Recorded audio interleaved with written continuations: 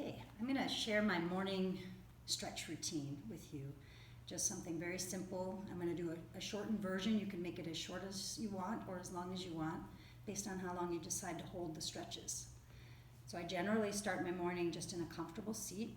Could be cross-legged, could be kneeling. You could have like a little cushion under your bottom. And I just close my eyes and focus on the breath for a few minutes, kind of scan the body.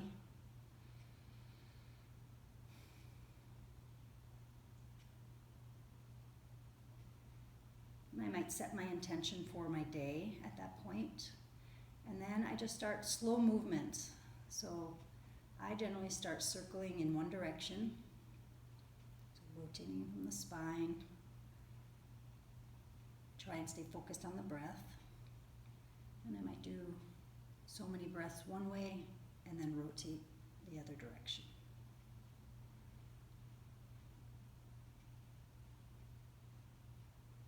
Then I come back to center and I think about moving the spine forward and back, flexion and extension. Again, connecting with the breath. Think about drawing energy up from the earth.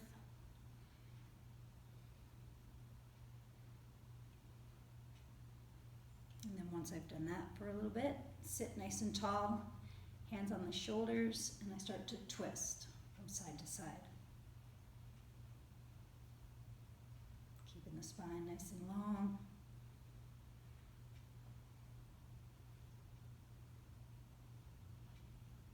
And then come back to center, and then extend the arms in and out.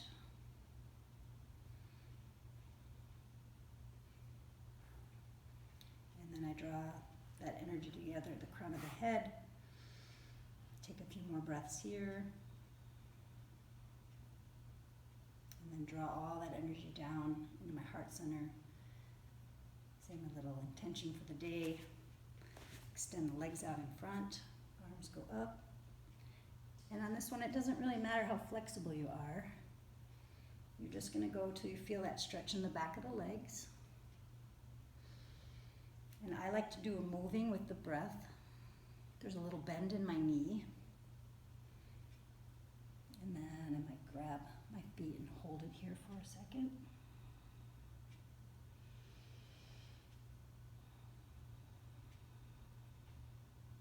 And then peel up. One knee pulled in. Hug and sit tall and twist. Look over that shoulder. Couple breaths there. Then draw that foot into the inner thigh. I'm going to hold on to one knee as I stretch over and try and touch the toe. Whether you touch it or not really doesn't matter. But if you are able to grab on, you then try to pull your body through.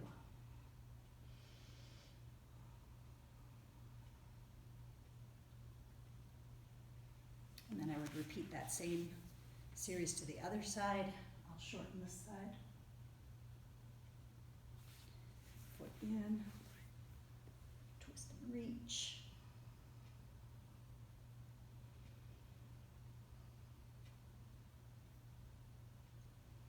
And then once I finish there, I spin around and I get on all fours, so shoulders over the wrists, knees right under the hips, and then I try to remember to sink my arm bones into the shoulder sockets.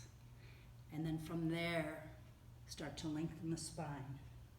And often call this pose cat-cow. So it's a lot like the extension and flexion that you did seated. Then come back to center. Opposite arm, opposite leg reaching from the center. People call this bird dog or spinal balance. Here again, I'm thinking about length. So it's not about how fast or how high I can get my limbs. It's just about how long, how far can I get my fingers away from my toes, and what muscles in my glutes and in my upper back am I using. Then I tuck my toes under and crawl back, extend the arms out, and this is called Mariasana, or it's also called cat pose. where you're going to try and get your chin and chest to the mat. So it's a little back bend for your neck.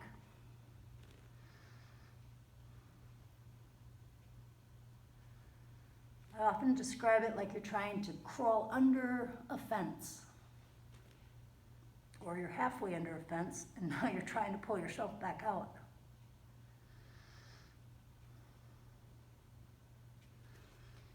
Then I sit into a child's pose. Walk to one side and stretch. Walk to the other side and stretch.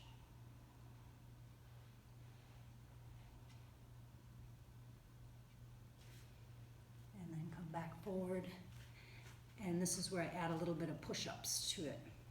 I like to cross at the ankle, keep my knees down, arms integrated in the shoulder socket, and then it's just regular push-ups. And you can change the distance of your hands to change where you're going to feel the exercise more. The further out they are, the more the chest works. The closer in they are, the more the back of your arms are going to work. And then I lengthen up into a little cobra pose. And then once you're up here, you're squeezing your butt muscles. You're going to try and make your spine long as you peel back down. And then I'm going to send one arm out to the side, about the same height as my shoulder or the top of my head.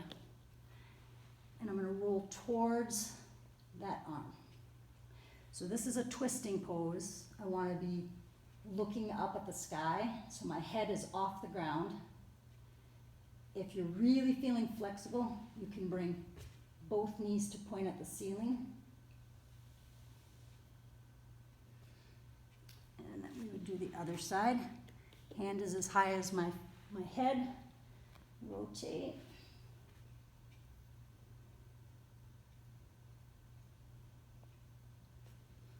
And I come back to center.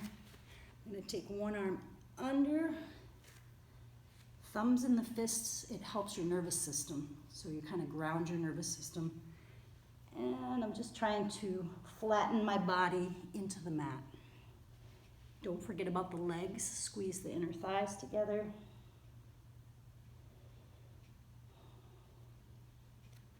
And if you lift from here, bend your elbow and rest your chin on the bony side of your wrist. Stretch. It's a little internal rotation of the shoulder. And then we do the same thing on the other side. Hand under the chest, hand by your side. Flatten the body down. And then lift. Bend that forearm. Rest your chin.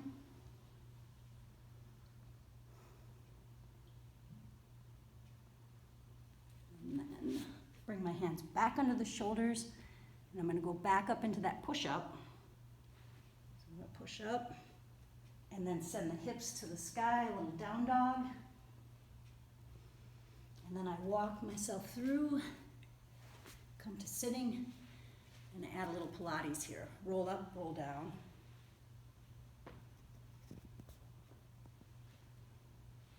And you can add on. You could start with one. If you can't do one, just get as high as you can and try and hold it. And then stretch the body long. I'm going to turn sideways to show you the next part. So once I'm down flat, I'm going to bend one knee up, and I'm basically tipping my hip and pelvis as if I had a bowl of water and I was just trying to pour it off the side of my hip. So stretching the hip flexor, and then I pull that straight leg in, and I'm trying to lift the hip.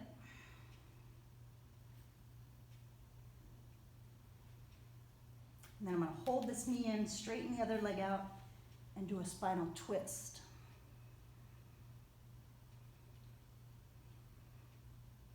You might want to have that foot free, or you might want to hook your foot. back to center, and switch, sorry. You're gonna lift and tilt the water. Oh, we just did that side, I'm sorry. We'll do the other side. Tilt the water, and hug the knee in, lift the hips. And then keep that knee pulled in, straighten the other leg. Go into your spinal twist.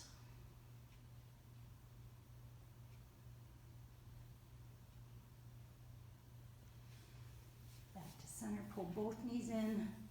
Do a little hip rotation like you're stirring soup with 2 spoons, both directions. And then flex the feet like you're standing on the ceiling, a little happy baby. So think about dropping the knees down towards the armpits. At the same time, you're trying to flatten your tailbone down. Get the inner thighs. So sometimes I work on stretching my toes when I'm in this position. Just work my fingers between the toes. I might add in some core work. So you can do crunches, you could do side crunches, you could do bicycles, whatever you have time for. Knees come in again, feet flat. I'm working a little bit of bridge spinal work. So think about tilting the pelvis and inhaling, and then as you exhale, start tilting the pelvis backwards. Peel, peel, peel. When you get to the top, you've exhaled all your air. Hold that breath out and start to peel the spine back out with that breath held out. It'll create a vacuum. You'll feel a little vacuum in your belly. And then you'll take your inhale as you get down to the bottom.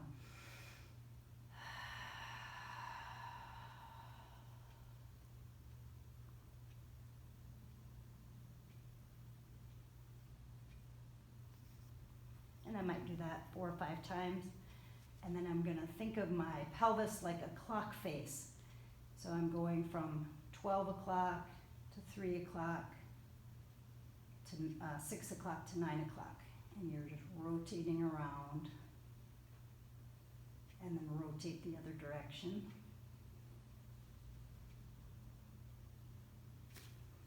And then hug those knees in again. You might rock it side to side. And then one ankle over the other knee. This is a little hip opener. If this isn't enough, you pull that bottom knee in. Some people call it number 4 stretch. And I would do both sides.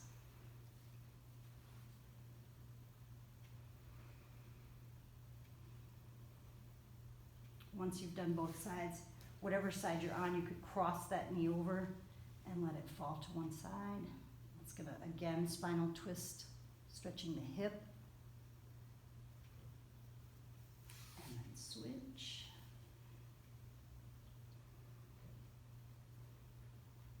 Whenever you do twists, always remember your head is part of that twist. So whichever direction your knees are going, your head goes in the opposite direction.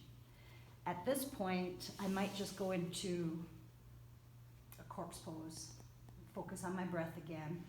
Or if you've got some tools, like little yoga balls, I might add a little body massage. So one of my favorite places that I hold tension is in the glutes. I put the balls right under one cheek and then just roll side to side. You can spend as much time as you need to, do both sides. If you find some tender spots you could hang out on there, do a little specific pressure release. And then I often hold tension up in my upper traps, so I'll stick the balls under my neck, support the head, and I might just roll a little bit along the spine to release some tension.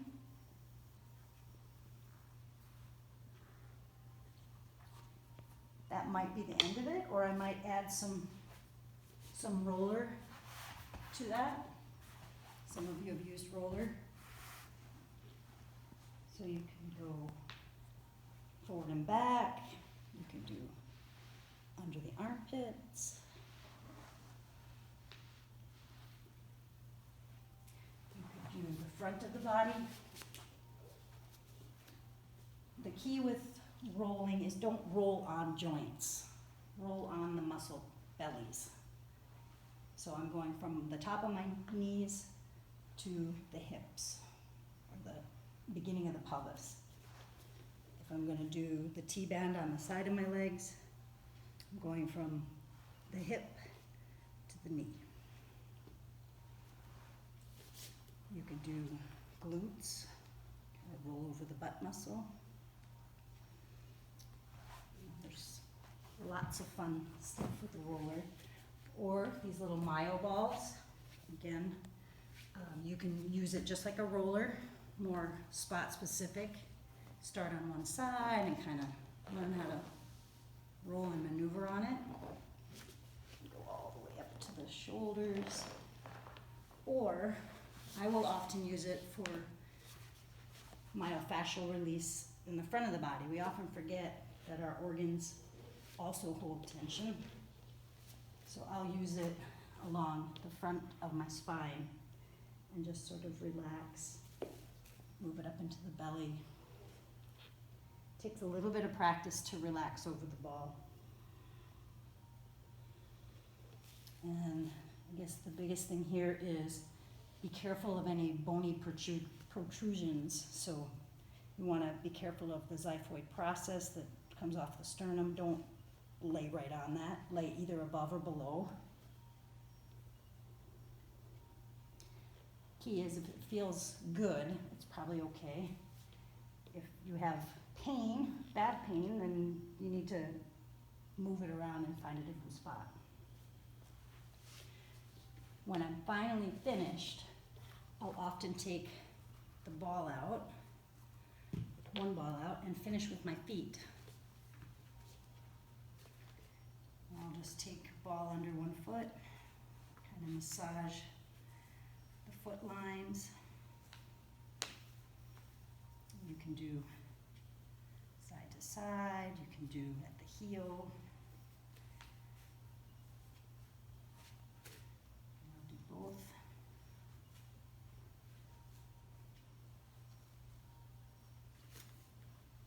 When I'm all done, I get myself grounded on both feet, line up my spine, big stretch, exhale, tucking the hands under the feet. Even if you have to bend your knees to get there, this connection between the energy lines in your hands and your feet is pretty powerful. So I just spend a moment here with my hands and feet connected.